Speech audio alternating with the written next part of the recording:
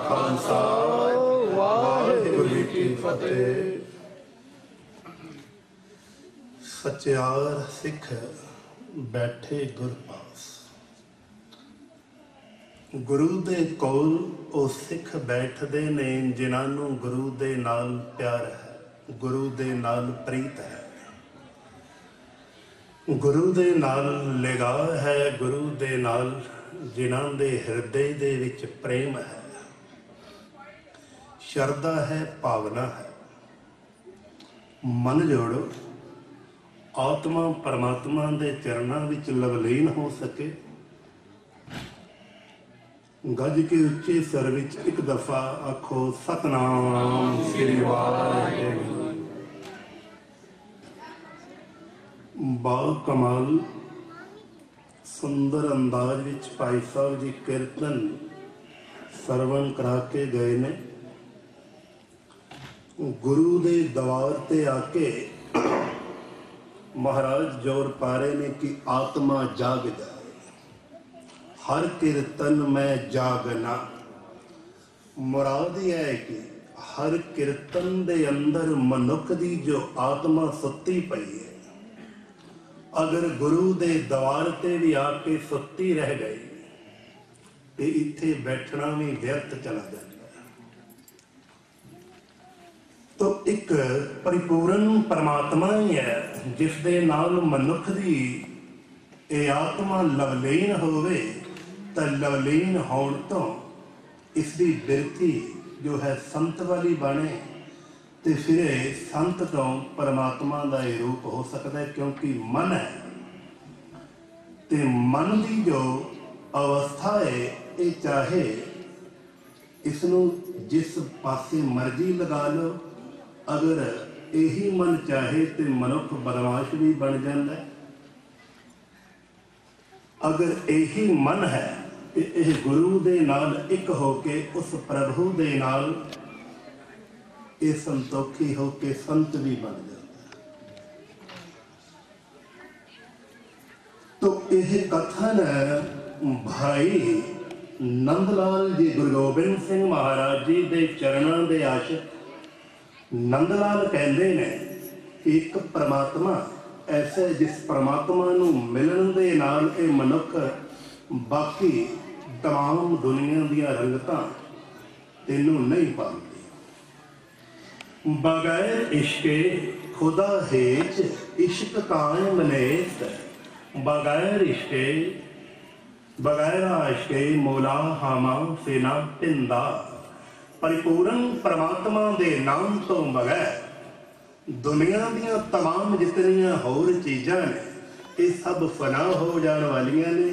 एक परमात्मा दा नाम जपिया होया है, श्वास श्वास उस प्रभु दे चिंतन विच लग जाए तो वह परमात्मा नूं परवान हो जाए।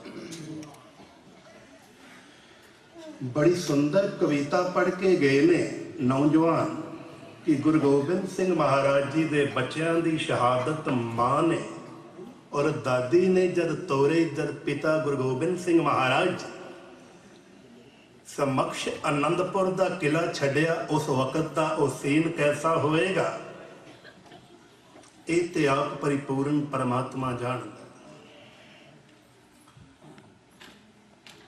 तो साहिबां दे दरबार विच आके आत्मा जाग जाए, ये सुत्ती पई है मुदतां तो सुत्ती हुई आत्मा जागे, ते जागण दे वास्ते कीर्तन कथावां और जगाया ही जाता है स्टेज दे उपरों कीर्तन राही, गुरु दे शब्द दे प्रकाश राही कि मनुख जाग सके।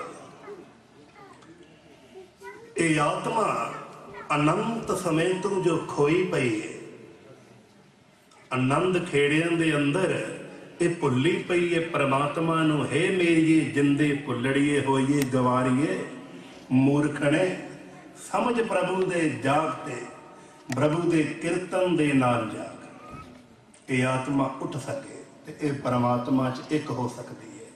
तो परमात्मा च उदों एक हो सकती है जब इसनूं पता लगे।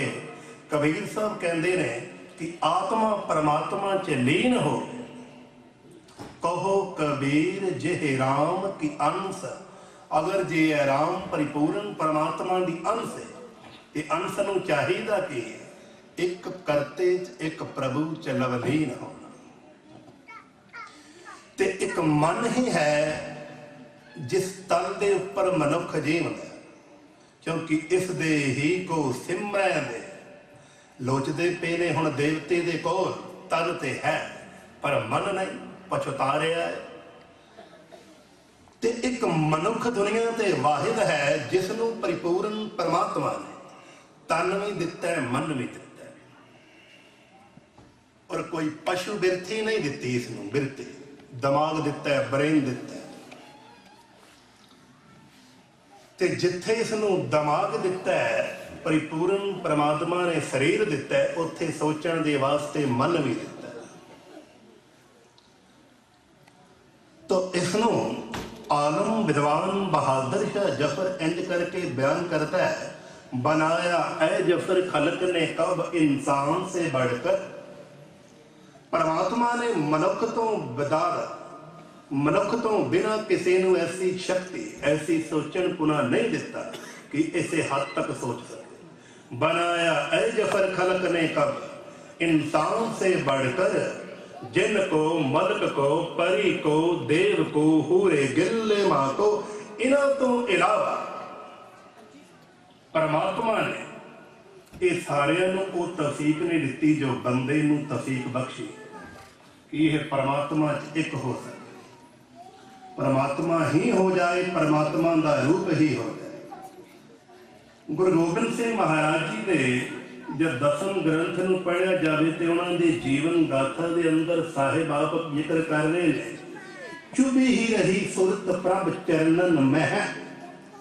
मेरी जो सुरत सी वो प्रभु दे कदमां दे, प्रभु दे मौज दे विच, प्रभु दे प्यार दे विच मेरी सुरत जुड़ी हुई सी। ते साहिब कहंदे ने चित ना बयो अमरो आवन कह। ते जिस हिरदे के अंदर प्रेम की भावना जाग जाती है प्रभु दे वास्ते, उसकी फिर मौज कभी बिखरती नहीं, खिंडती नहीं, टुटती नहीं, प्रीति गूढ़ी हो जाती है। तो जिथे साहिब ये कहते हैं कि ये मन नूं मनुख शैतान नहीं बना सकता है, हवा नहीं बना सकता, ते संत भी बना सकता है। ते सिख की उपाधि है जिथे तू संत बनना है, ते संत दे नाल नाल तू फिर सिपाही भी बनना है। अगर किसी मजलूम की रक्षा दे वास्ते जो बापू गुरु गोबिंद सिंह महाराज जी ने तेरिया रगां दे अंदर जो टीका लगाया, इंजैक्शन लगाया, उसनूं समझना चाहिए। ते इस गल नूं समझ एक मुदब्बर दा कथन है, वो कहंदा है रगों में ना कम होगा जे रफ्तारे खून। साडियां रगां दे विच, साडियां नसां दे अंदर जो खून दौड़ रहा है, ये दशमेश पिता बापू गुरु गोबिंद सिंह महाराज जी का भरिया हुआ वलबल है कि अगर किसी जरूरत पैण ते कोई मजलूम नूं, कोई जरवाना उसनूं दबाण की कोशिश भी कर रहा है, तो ऐ सिख तू संत की उपाधि तो उठता उठता ऐटोमैटिकली तू फिर सिपाही भी बन जाए। रगों में ना कम होगा जे रफ्तारे खून, असर है जे खंडे अरकर पान का, जिसके कारण हमारा जन्म हुआ, हमारा जन्म नई जिंदगी देने वाला जन्म। सिख कौम का जिहड़ा जीवन है और जिहड़ा गुरुआं ने संघर्ष इसके अंदर कुट कुट के भरिया, ऐ सिख जद किधरे मजलूम नूं किधरे दबाया भी जा रहा होवे, तेरे हाथ विच जो दशमेश पिता बापू ने विचारधारा दी उसनूं नहीं समझ सके, ते जेड़ी गल बापू ने कही उस वक्त तू हावी हो सके दरवाने के उपर, तेरे हाथ में एक तलवार आवे मजलूम की रक्षा के वास्ता, तो साहिब ने कह दिता चुंकार अज हमाम हीलते दर गुजस्त, हलाल अस्त बर्दन बाशम शीरे दस्त। हाथ में एक तलवार भी है। ते सिख ने जे आत्मा जागेगी ते जागण के बावजूद की होएगा कि ये फिर संत भी है, सिपाही भी है। ये मन शक्ति, ये मन सी, ये मन सीओ, ये मन शक्ति हो सकता है। विचार में समझना तो जिंदगी के अंदर ये गुण गुरु के कोलों आके मिलते हैं, प्रभु के द्वार तो ही मिलते हैं। तुसी नवा साल मनान बैठे हो, हर एक सवास सवास अज गुरु दे लेखे लग जाए तो जिंदगी की विचारधारा नूं संपन्न हो जाएगी, गुरु दे समक्ष हो जाएगी। शब्द तो बड़ी बारी पढ़े होणगे कि ऐ गुरु तेरे दरबार विच आके असीं बैठदे हां, जां तो प्रेम खिलन का चाहो, सिर तर तली गली मोरी आओ। पर इसकी जे व्याख्या नूं वाचिया जाए तो व्याख्या इसकी बड़ी गहरी है, इसकी जे डीपली डुंगाई जाए। गुरु नानक साहब कह की रहे हैं, जे ते प्रेम है गुरु दे वास्ते ते फिर इस दरबार ते जद आवे ते तेनू कदी कोई कंडा भी चुभ जाए ते तेरी जबान तो हाय ना निकले।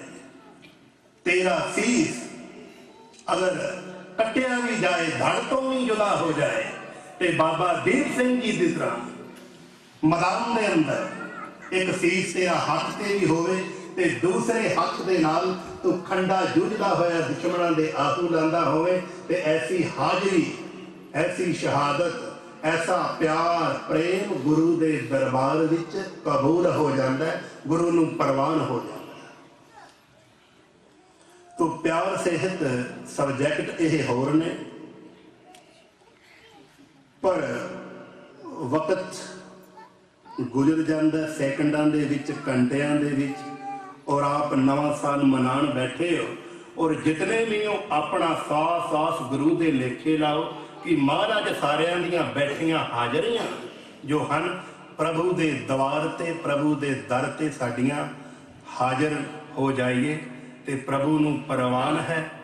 ते दास सब नूं नवे साल 1-2 मिनट होर ने, नवे साल की तैयारी और जकारियां दे नाल गूंज विच हाल गूंजे और प्रभु नूं ये गल दा पता होवे कि हाँ बई अज जो सचियार सिख ने, सच्चे सिख ने, गुरु दे कोल बैठ के नवे सवाल नूं समक्ष अपनी इस आत्मा नूं कर रहे ने।